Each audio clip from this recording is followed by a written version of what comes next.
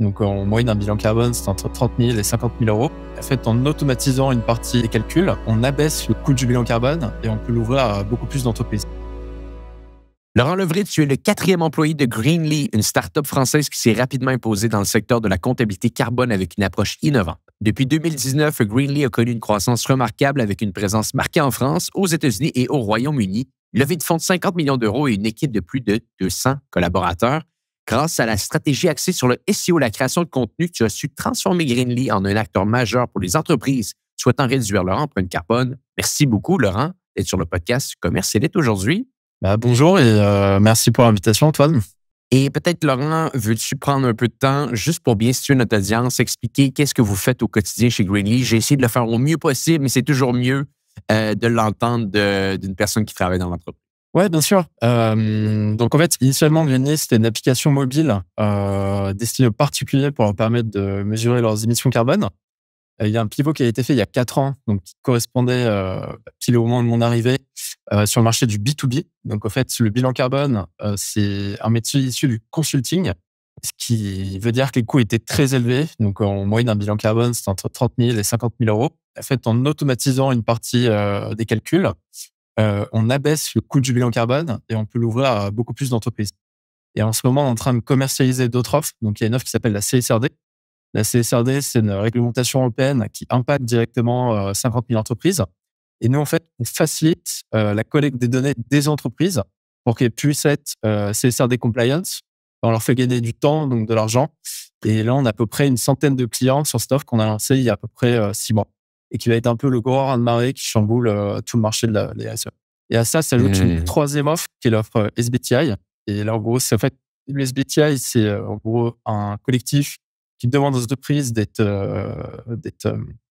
net zero compliance et de réduire leurs émissions. Ouais. Et nous, on les aide à accéder à ça, justement. Intéressant. Et bon, parle-nous peut-être un petit peu de toi, de ton rôle dans l'organisation, parce que il y a un point que je vais vouloir parler avec notre audience aujourd'hui, c'est que tranquillement, vous essayez de créer beaucoup de médias chez vous via des podcasts, via différents contenus. Mais globalement, ton rôle au marketing et chez Greenly, au moment où on se parle, qu'est-ce que tu fais au quotidien?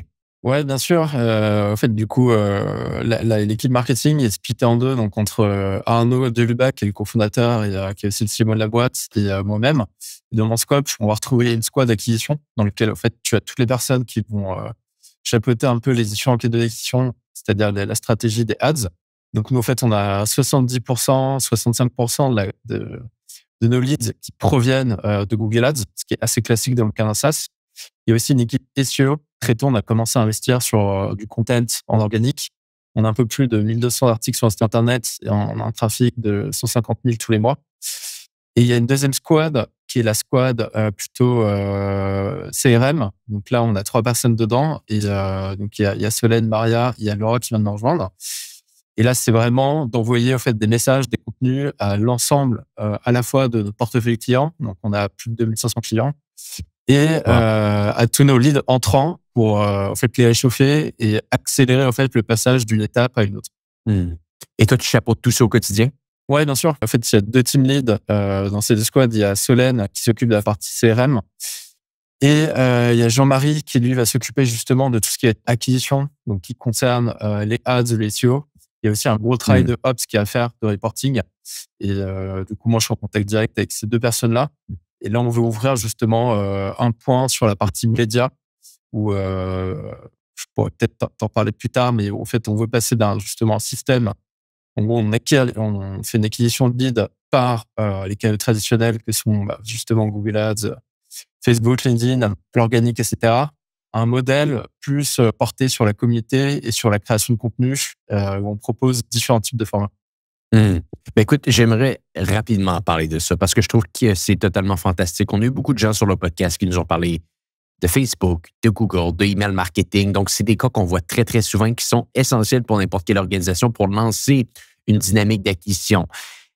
Mais au moment où on se parle, ces coûts publicitaires-là sont de plus en plus élevés et ça devient souvent une très, très grosse partie de notre budget en tant que département marketing d'investir dans ce placement média-là. On doit le faire à un certain point, mais ultimement, ça peut être bon d'avoir certaines réflexions pour investir cet argent-là ailleurs, pour peut-être bâtir l'infrastructure qui est encore plus robuste.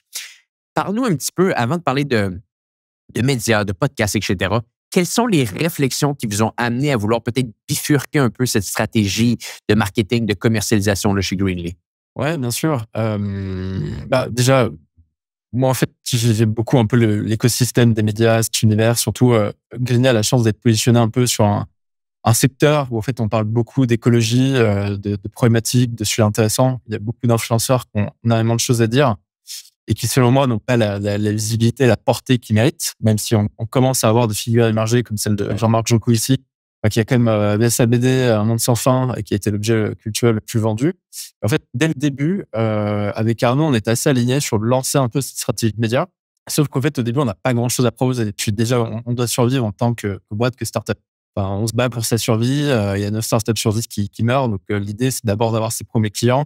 Et en fait, on fait ce qui fonctionne direct, où on a un résultat court terme. Maintenant, Greenly a connu 3 levées de fonds, dont la dernière en date, c'était une série B à 55 millions. Donc, il y a un peu plus de monnaie, de cash dans le compte en banque. Et surtout, en fait, on peut préparer l'avenir. Et en plus de ça, on a quelque chose à proposer en échange de l'intervention des influenceurs qui est intéressant, c'est de leur proposer de l'audience. Donc là, ce qu'on a fait, c'est qu'on a racheté des communautés LinkedIn, une française basée sur la RSE où il y a plus de 350 000 membres et une autre aux États-Unis où là, c'est un peu c'est la RSE, mais là-bas, ils appellent ça de la Chief Sustainability Officer. Enfin, en gros, c'est le nom vraiment de persona qui est aux États-Unis et qui a aussi une grosse audience. Donc, on a quand même à la fois ces communautés dans lesquelles on peut diffuser nos messages, un trafic sur le site internet où en fait, on a dépassé des plateaux de plus de 200 000 visites organiques par mois. Donc, on a quand même quelque chose à proposer vers les personnes qu'on va aller voir, quoi. C'est-à-dire, avant, on serait allé voir, ils nous auraient dit, vous êtes qui, d'où ça vient, quel est mon intérêt, etc. On peut le faire sur un format webinar, mais sur un format d'interview où vraiment, là, on prépare l'interview, la personne se déplace, c'est quand même des cadres un peu contraignants. Ça aurait été plus compliqué, je pense. Donc là, vraiment, il y a un peu un échange donnant-donnant. Et au-delà de ça, il y a un projet qu'on avait amorcé, c'était créer une communauté. Et ça se rejoint beaucoup avec cette idée un peu de média qu'on veut faire. C'est-à-dire que la communauté qu'on voulait lancer, c'était une communauté un peu ouverte à tout le monde. Sauf qu'en fait, ça voulait dire que tout le monde entrait, on l'a appelé ESG Connect à l'époque, tout le monde entrait dans cette communauté. Sauf que le problème, c'est qu'en fait, vu que tout le monde peut entrer, il n'y a plus ce sentiment d'appartenance à un club de privilégiés. Conséquence, finalement, en fait, la proposition de valeur, l'intérêt des gens à se grouper est moindre. Il faut plutôt commencer par un petit noyau où, en fait, les gens vont s'articuler les uns avec les autres. Et dans ce cadre, nous, on veut lancer plusieurs types de formats sur nos médias. Donc, le premier, en fait, c'est de partir de notre cible, qui sont des responsables SE de boîtes de mid-market, d'entreprises du CAC 40.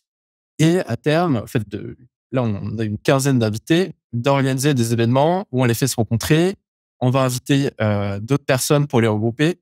Et aussi cet aspect communautaire qui entre de comment on va créer un écosystème de confiance pour faire en sorte qu'ils puissent échanger les uns avec les autres sur leurs problématiques.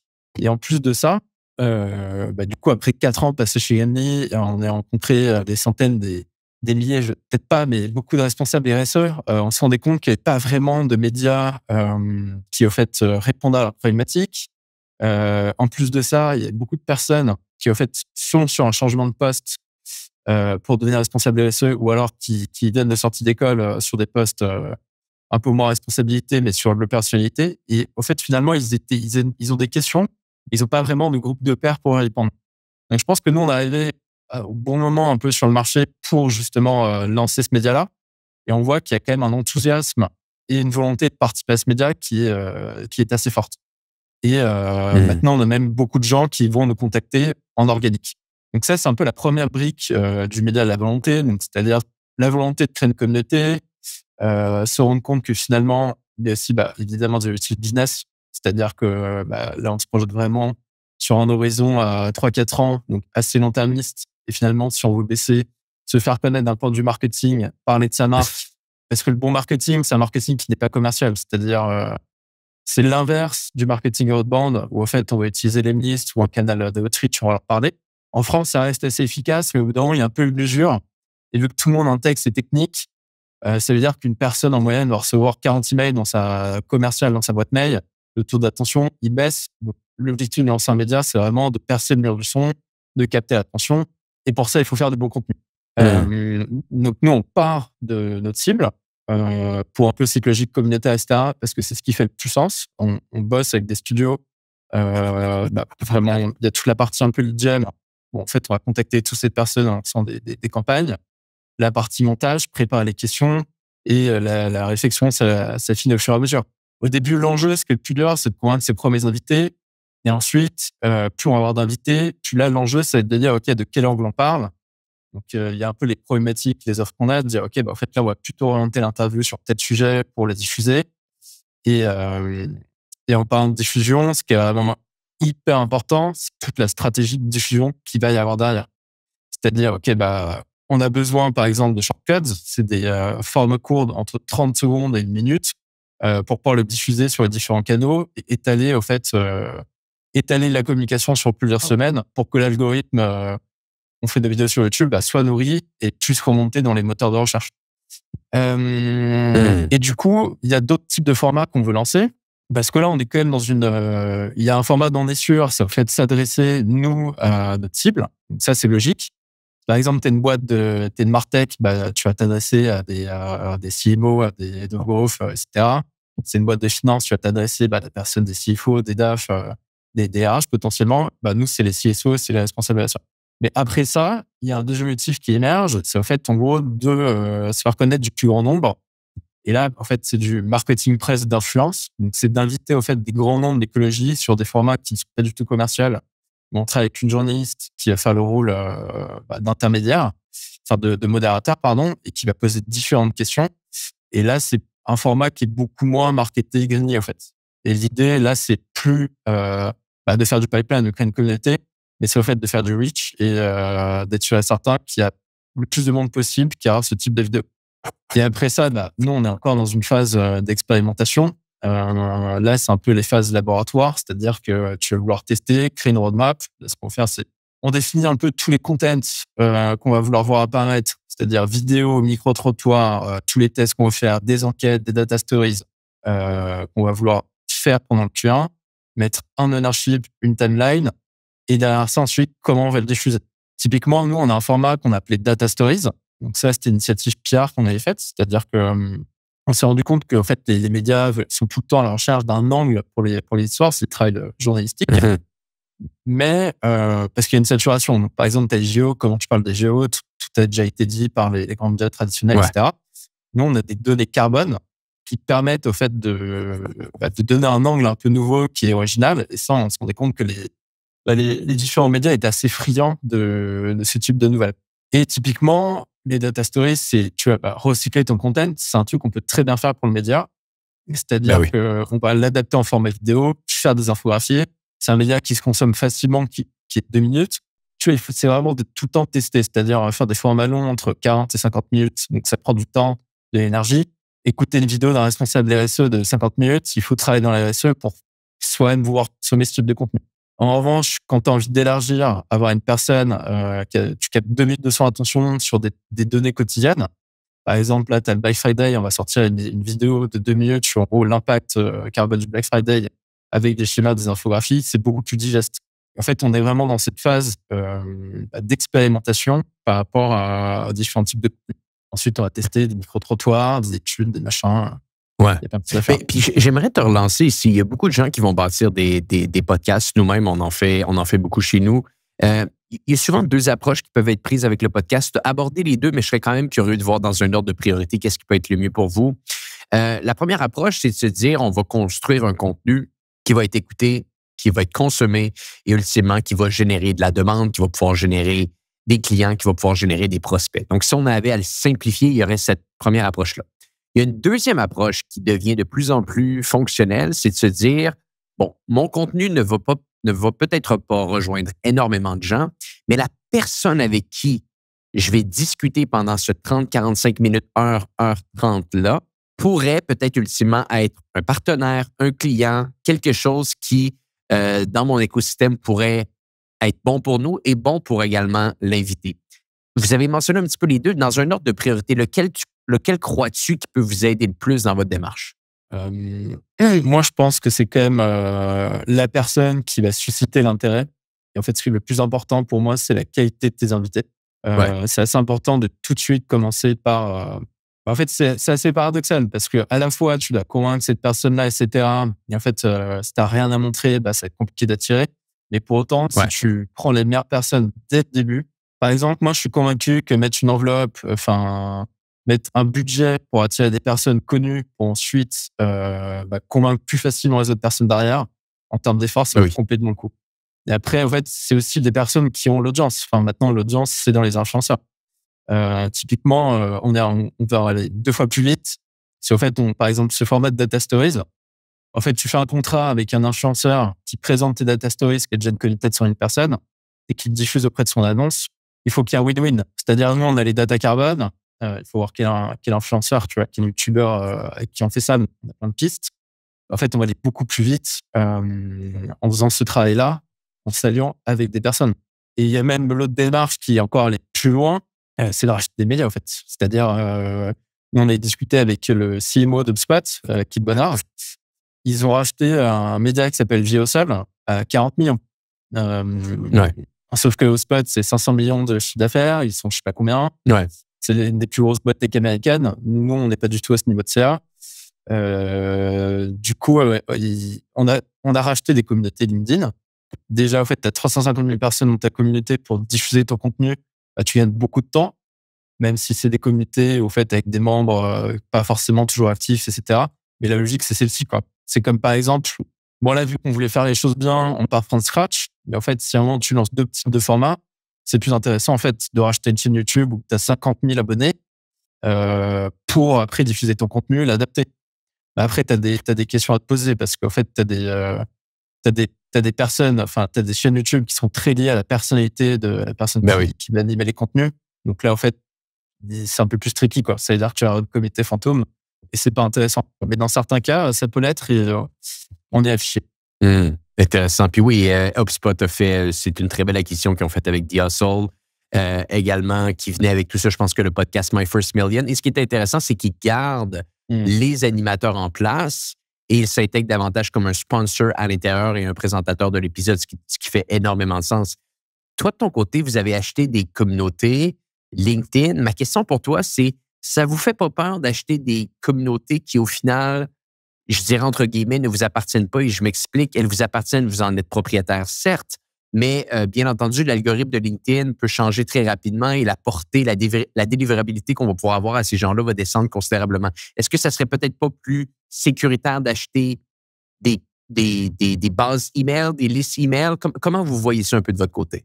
Bon, on le voit un peu comme une phase de test et d'expérimentation. C'est-à-dire, tu vois, qu'on budgétise le budget, on a budgétisé le budget pour l'année prochaine en 2025, peut-être 10% du budget qui est attribué à des tests, des phases d'expérimentation. Comme ça, en fait, t'as pas de débat. Quand tu as envie de tester un truc, tu vas pas te dire, OK, c'est dans quelle ligne, c'est dans la ligne, machin, etc. Parce qu'en plus, on a beaucoup, tu vois. Avec marketing, on a un peu plus de 25. On se dit, OK, en fait, la communauté, c'est tant, on va le racheter. Le plan d'action derrière, c'est ça. On verra ce que ça donne, quoi. Et je peux te dire, pour des tests, en plus, après, tu as toute la mécanique à mettre en place derrière. C'est-à-dire, en gros, tu as une nouvelle personne qui rejoint la communauté. Tu vas lui proposer de t'abonner à ta newsletter, tu vas lui proposer machin. En fait, c'est des contenus qui, eux, les intéressent a priori. Si tu as un peu l'effet de je vais rejoindre la plus grosse communauté RSE, mais d'ailleurs, on t'apporte du contenu de valeur. Nous, notre but, c'est pas de parasiter des mecs ou Bien sûr. ou alors, tu vois, de promouvoir que notre contenu. On accepte plein de posts. Bon, après, il y a des posts, évidemment, au niveau qualité. On se dit que c'est pas la qualité, c'est pas à laquelle on veut aller, donc on les accepte pas. Mais il y a même des posts de concurrents qu'on accepte pour, en fait, respecter l'esprit de la communauté. Sinon, tout le monde se barre, la communauté meurt et ciao, quoi. Mais par rapport au montant investi, le potentiel, c'est une opportunité et on se précipite sur cette opportunité, quoi. Est-ce que c'est pas un des actifs les plus sous-estimés en 2024-2025, une audience? Ça, c'est une vraie question. Par exemple, c'est comme l'idée de newsletter. Scaler ce newsletter, en gros, tout ce qui est lead nurturing, de construire des audiences avec tes chaînes YouTube, avec ton LinkedIn, avec tes machins.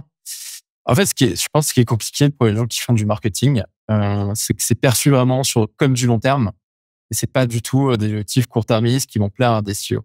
Nous, la chance qu'on a à Greenly, c'est pas pour lui jeter des fleurs, mais c'est qu'Alexis, le CEO, en fait, lui, il comprend très bien ces enjeux-là. C'est quelqu'un qui est plutôt sales market oriented. Du coup, en fait, l'énergie que j'ai déployée à le convaincre et Arnaud de ce genre d'initiative, En fait, pour lui, c'est acquis, c'est assez inné, il vient de là, donc j'ai moins besoin de le convaincre, quoi. Alors peut-être que si tu fais du marketing dans une boîte qui est très ingé, en fait, ça va paraître, beaucoup plus, superflu que par rapport à d'autres Ouais. types d'actions, quoi. Et après, on est un peu sous la pression, d'avoir des objectifs, par quarter, par trimestre, par mois. En fait, tu fais du Google Ads, tu injectes, bon, bah, voilà, tu as des qui rentrent, tu as du scoring. Mais à terme, si tu as envie de construire une boîte qui est rentable, en fait, tu es obligé justement d'aller vers ces stratégies de marketing. Mais ça, c'est des étapes de maturité à franchir. Je pense, nous, justement, on veut commencer à devenir une boîte plus mature. Pour que ce soit le cas, tu dois mettre en place un peu, construire des audiences, comme tu le disais, soit par LinkedIn, par du média, en créant du content, et en pérennisant justement la création de ce content pour l'entreprise, en construisant un format de newsletter. Par exemple, nous, on a l'objectif, c'est d'en avoir 1 million fin 2025. Donc là, on est à peu près à 75 000 sur notre newsletter. Mais dans ce cas-là, ça veut dire que tu dois penser toi-même à ta stratégie de diffusion de ta newsletter. Et après, en fait, il y a un travail qu'on a commencé à faire, c'est de lister l'ensemble de tes canaux et en fait, d'être sûr et certain que quand tu produis un contenu, il soit distribué sur l'ensemble de tes audiences. Et Ben oui. recycler, découper, recycler, et d'être très carré par rapport à ton calendrier de diffusion. Mais c'est des Mmh. sujets qui sont compliqués, hein. Enfin, nous-mêmes, on vient peut-être à peine, j'exagère peut-être, mais on vient à peine de commencer à avoir de la rigueur par rapport à vraiment la diffusion de tout ce contenu-là, alors que c'est hyper important. Parce qu'en fait, pour une ressource produit, tu vas faire fois 10, alors que si tu fais pas ce travail-là, bah, en fait, c'est juste, tu vas faire une communication, tu vas t'arrêter. Et finalement, l'effort que tu as mis, le temps que tu as passé à produire ta ressource, va mettre beaucoup plus de temps, sera bien moins récompensé, on va dire. Mmh. Effectivement. Laurent, c'est fantastique et fascinant de discuter avec toi. On va vous suivre de près. Donc, cette structure-là qui va être mise en place, on suit ça à partir de quand religieusement et rigoureusement de notre côté? Ah bah, c'est gentil. Puis, mais c'est quand qu'on commence? C'est quand que tout ça va vraiment, là, on va pouvoir suivre ça de près, de A à Z, tout ce qui va se mettre en place? Bah, écoute, là, tu peux déjà aller sur YouTube, tu mets Leaf, Greenly, tu vois déjà les premières interviews. Donc en fait, tu as les formats, dont je te parlais, qui sont les formats des CSO. On vient de le lancer il y a 2 jours, hein. Mais, Il y a 2 jours. donc OK, c'est bon. ouais. Donc tu pas beaucoup d'abonnés, hein, parce qu'on démarre de 0, mais, tu vois, on a mis. Bah, pour donner un exemple, sur la chaîne Greenly, on a 500 abonnés. Enfin, on postait des trucs, mais on n'a jamais eu de stratégie tactique. Et en gros, sur la Mmh. chaîne de Greenly, on a eu 500 abonnés en 4-5 ans. Et là, en gros, ça paraît minable, mais on a eu 42 abonnés en l'espace de 1 jour. Enfin, 24 heures, 48 heures. Et la chaîne, c'est Greenly? La chaîne s'appelle Leaf, c'est Leaf. Leaf. Et tu mets Greenly à côté, tu vas tomber dessus. Et donc là, on a Parfait. commencé à sortir les premières interviews vidéo. Donc, tu vois, là, on commence à recruter quelqu'un, justement. Enfin, j'espère pour un recrutement dans 2 semaines. Et en fait, là, pour l'instant, en plus de mes autres tâches, je faisais, en fait, toute la partie lead gen pour faire le listing d'invités, faire la partie lead gen, faire l'interview, faire le logistique avec les studios. Arnaud m'aidait beaucoup sur la partie, montage des vidéos, et cetera. Enfin, un peu les gros tours, faits à l'agence. Et ensuite, il y a Chloé, l'équipe marketing, qui nous aide beaucoup sur la partie diffusion. Et là, on recherche quelqu'un pour un Mmh. peu scaler toutes ces parties-là. Et tu vois, on a encore 6 vidéos en attente. On doit sortir sur la chaîne. Attends, on n'a même pas le temps de les sortir. Donc là, on est quand même au niveau encore 0. Mais on a bon espoir parce que, par exemple, tu vois, sur ce qu'on a sorti, déjà, moi, ça va, je suis content de la base. Et après, on voit que, par exemple, tu as peu d'abonnés, mais dans les shorts, tu vois, les extraits courts que tu sors, on a déjà, par exemple, fait 20 000 vues en l'espace de 48 heures. Donc, en termes de Mmh. capter l'attention des gens, je pense que dans 6 mois, en faisant les bons partenariats, les bonnes stratégies de diffusion, en mettant peut-être un peu de budget là-dessus, pour voir ce que ça donne. Par exemple, mettre 1 500 balles pour toucher, je sais pas, 15 000 personnes et au début, augmenter ton nombre d'abonnés, je pense que c'est intéressant. Puis il y a tout le travail de chapeautage, de segmenter, découper tes vidéos. Et après, ça va être un peu le laboratoire de test, comme je te disais, c'est-à-dire, en fait, avoir la souplesse de pouvoir lancer un type de contenu chaque semaine, de voir quelles sont les performances par rapport à ce qui a été lancé récemment. Puis ensuite, Effectivement. t'as plein de, c'est l'attention accordée aux détails, tu vois, mais typiquement, au début, on mettait des vignettes infâmes. En fait, on se rend compte que c'est un travail, sur la chaîne YouTube, je parle. Et là, on s'est dit, OK, il faut qu'on ait des bonnes vignettes qui cachent l'attention. Parce que le plus important, c'est le hooked. C'est-à-dire que tu as tellement de contenu, enfin, on est tellement bombardé de contenu partout, sur tous les réseaux, sur machin. Bon, il faut capter l'attention en 3 secondes. Et pour ça, il faut une bonne vignette, il faut un bon message, il faut vraiment passer du temps sur ce type de détails. Sinon, en fait, le contenu, il ne sert à rien. Il est mort. Et nous, on va passer par, je pense qu'on va mettre de l'argent, du temps, de l'investissement, de l'énergie sur des trucs qui ne vont pas marcher. Mais il faut vraiment, en fait, être très pointilleux par rapport à ces détails-là. Et en plus, nous, YouTube, c'est pas non plus un outil sur lequel on est plus à l'aise. On commence à s'y mettre, on rencontre plein de personnes, on chope des conseils et on essaie de les mettre en application. Mais comme d'hab, quoi. Enfin, comme ce qu'on a toujours fait. C'est complexe. C'est complexe, YouTube. C'est beaucoup de travail pour arriver à quelque chose. Mais ça vaut la peine. Ça vaut la peine si tu t'y mets longtemps. Parce qu'il y a une découvrabilité que les autres plateformes n'offrent pas en 2024. Ouais, complètement. Puis moi, je vois la puissance. C'est-à-dire, il y a des personnes que je connais qui sont en demande, OK, vas-y, abonne-toi. En fait, une fois que tu t'es abonné, là, elle me dit, c'est marrant, vous venez de publier une vidéo avec Cyril Dion. Et en fait, ça veut dire que ça remonte directement dans sa vie privée à elle quand elle voit la marque. Et ça, c'est pas de tomber à la personne, mais lui apporter du contenu qui intéresse. C'est quand même extrêmement puissant. Enfin, c'est bien plus puissant pour moi qu'une publicité Google Ads. Ben oui, 100%. Laurent, on va vous suivre de près. Merci d'avoir été avec nous aujourd'hui. Meilleur endroit pour vous rejoindre? YouTube. Non, je regarde. YouTube, on mettra le lien dans les notes. Hein? Pour rejoindre, ça reste LinkedIn. LinkedIn. Bon, je mettrai les liens de ton LinkedIn et de votre chaîne YouTube dans les notes de l'épisode. Laurent Levray, merci beaucoup d'avoir été avec nous aujourd'hui. Pour les gens qui nous écoutent, on se dit à bientôt pour un prochain épisode du podcast Commercialite.